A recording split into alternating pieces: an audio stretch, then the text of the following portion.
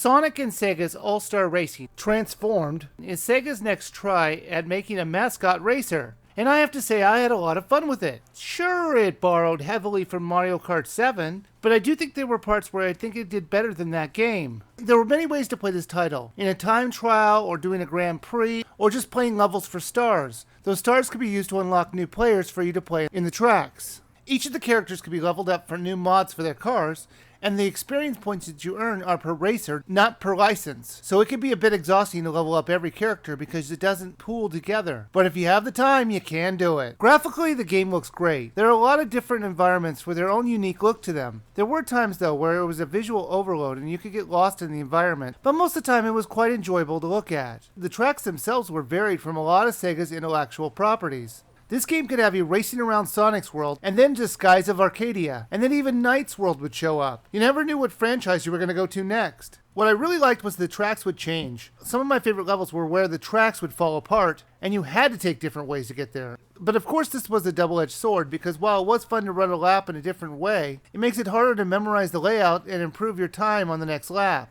The gimmick this time around is that the cars, in addition to being a car, can turn into a boat and a plane. However, the one drawback I found was that I really was annoying my kids every time I went to transform, because I would make the sound. I couldn't stop. It was just perfect for the situation. They should just be glad I didn't start singing, "You got the touch, bum bum, you got the power."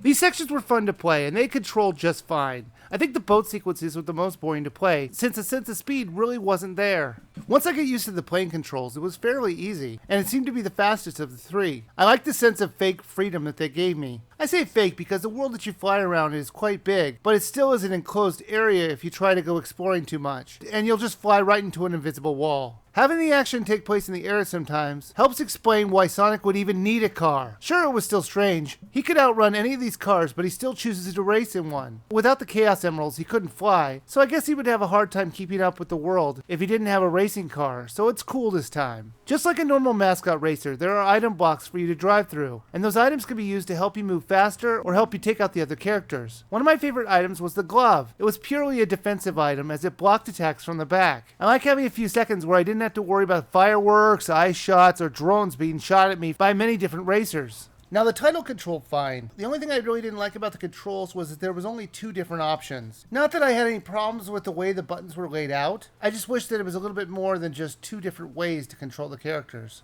Now the game can be played with up to 4 people. The others will use Wiimotes, and I found those controls just as fine. There is also an online mode where you can race other people. In addition to the racing mode, there's also a straight racing mode which won't have any power-ups, and the normal battle mode. Sonic and All-Stars Racing Transformed was one of the better mascot kart racing games out there. It controlled well, the level designs were always different, and it was overall really fun. There was plenty for you to unlock, and there are hours and hours worth of content if you want to level up your characters or get more stars to unlock more characters. So I do think this game is worth a buy.